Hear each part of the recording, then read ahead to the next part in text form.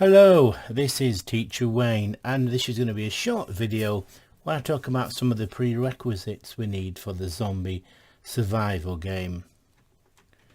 So let's start from the very beginning. So one we're going to create in, this is 2018.2.11f. That's the version of Unity I'm currently using. I'm going to create a new game, and when I do that here, I'm going to call it zombie survival game, and always pick the 3D one, and I'm going to add assets, but I've already used the zombie in the past, and I've used this standard assets in the past. Now standard assets come as default, and the zombie I'm going to show you where you can get it from the asset store later, but for now I'm just going to tick done there, and then I'm going to create project.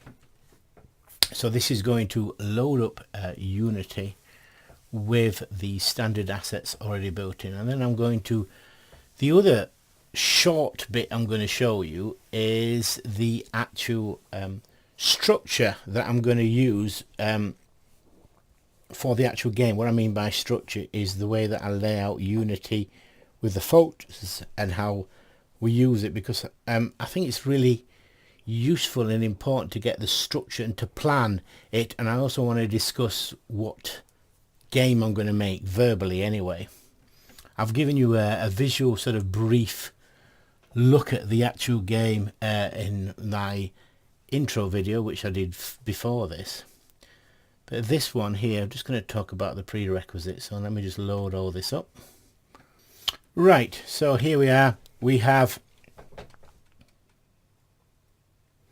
all the assets loaded up. Now as I said, these here are the standard folders we get set up. So I'm just going to create a new folder structure in a moment, but before, if you haven't got the zombie already used in the past, because I've used it in previous videos, you go to asset store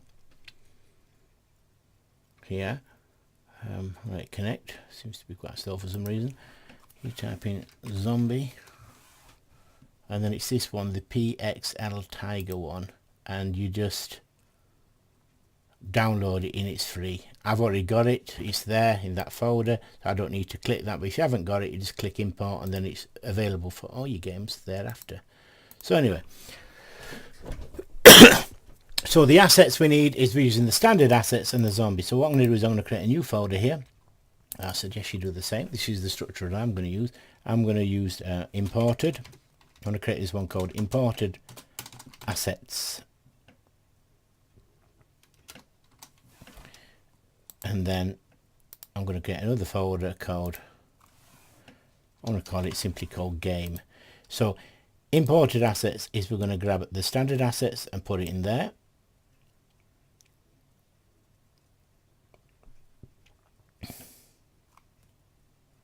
And grab the zombie folder and put that in there. Does that go in there? No, it didn't. Imported assets, copy it in there. So in here we've got imported assets, got those two things. Sampled scene, we don't need that, and scenes, I'm going to grab scenes and actually put it in game. Game is my folder, and sample scene is what you start with. So sample scene, I'm just going to get rid sample scene. I'm going to put that in imported assets as well. So we've got two folders. You've got imported assets, and here we don't do anything with it. It's just where everything is stored, and game is the bits we got. We've got scenes folder, which has the sample scene, which is this, what we're looking at. We're going to go file, let's go file, save scene as, and we'll just call it game. And I want to put it in scenes folder there, call it game. There we are.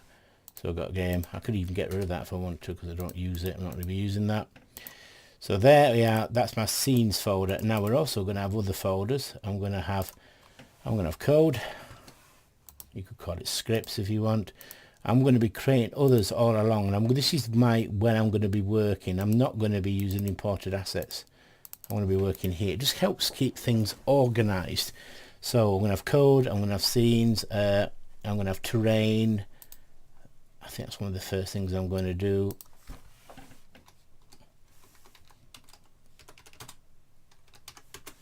So this is my little introduction. This is my prerequisites finish video now. So basically this is what it's all about.